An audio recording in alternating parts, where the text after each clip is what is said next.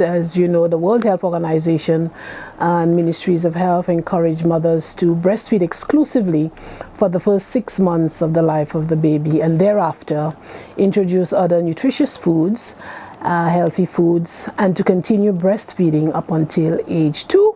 Of course, you don't have to stop at age 2. You can continue once you and baby agree that it is okay and you don't mind. So the universal or the global statistics indicate that about 38% of babies are being breastfed exclusively for the first 6 months of life. When we look at it, I did some research in Antigua and Barbuda, although it's a small research with 13 mothers, and although you can't make a blanket statement, it provides some insights in what is happening in the community, as well as it's something that you can use to apply through the Caribbean islands similar to Antigua, such as St. Lucia. And it shows that while mothers understand and support exclusive breastfeeding, they find it very challenging. So the numbers are not high. If we're looking at 38% globally, more in my based on what I'm seeing, based on the research that I've done, that sort of applies to the Caribbean as well.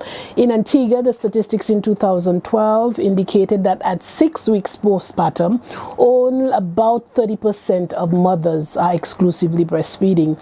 And speaking to the local nutritionist here in St. Lucia, she said this about the same. So there's a challenge, there's a global challenge in terms of mothers exclusively breastfeeding.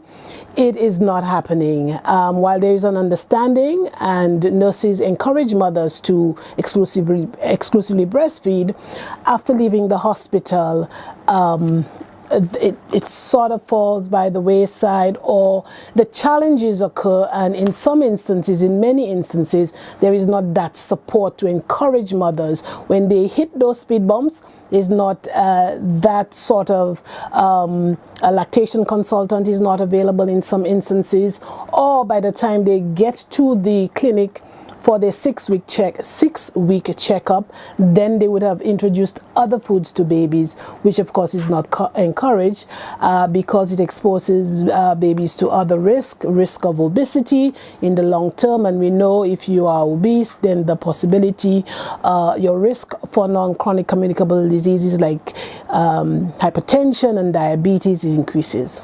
Based on the research that I did, mothers do not feel that they have sufficient support. They indicate in terms of nurses, yes, they get some support, but that actual hands-on physical support, what should I do? How should I place the nipple? If the baby is not latching on in the first instance, how do I encourage that? I feel nipple soreness. What should I do? Should I withdraw? It's so painful, I don't know what to do. Some mothers say they cringe when they have to breastfeed, and all because that latching has not been properly established. Breastfeeding is not nipple feeding.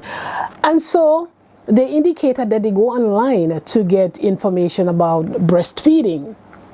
And so the literature would indicate that it is a very potent portal to promote breastfeeding. And of course, as mommies indicate, they go to a number of reputable sites looking for information about breastfeeding. So there is this hunger for more information. There is this hunger for support. Based on that, I launched a Facebook page, Breastfeeding Support Network, to provide that kind of support. It provides a lot of information and latching videos talking about how to successfully breastfeed, successfully latch, about the benefits, the enormous benefits of breastfeeding, not only for babies but for mommies. Just off the bat, some of the benefits for mothers is that it reduces your risk for diabetes, for certain cancers, including breast cancers. I mean, there is it just does so much. And of course, in terms of babies, reduce the risk of childhood diseases such as leukemia, diarrhea, gastroenteritis, or tummy issues, significant benefits. So this portal, it provides information. It gives you an opportunity to ask questions. You can inbox us. We would provide information for you, respond to your questions. We have a network of nutritionists that provides additional support. We also have an email address, and you can just send us info. You can just ask any question day or night, and we get back to you within a reasonable time. As it is now, we have just over 700 followers. It was recently launched in February, and we have, it was, in the first instance, it was geared towards persons from Antigua and Barbuda, but we've had persons from the UK, from the US, from the Philippines, and closer to home, the Caribbean, Dominica, Jamaica, sending in questions. It's amazing that mommies have so many little what may seem like just very simple question, but so in-depth and so critical to the success of breastfeeding. I'd like to support you. We'd like to answer your questions. So you send us an email, or when we're running various promotions looking at different aspects of infant feeding, you can drop us a line, you can like, you can forward. We have a lot of shares going on. And importantly, moms who have succeeded to exclusively breastfeed for 6 months, we want you to share your story. You would be amazed how helpful you are to another mother who is going through quite a challenging time with regards to nipple soreness, with regards to baby not even wanting to latch on, or babies not showing interest in breastfeeding after about a few months. Some tips, even moms at 6 months plus, when they introduce new foods to babies, they have some challenges.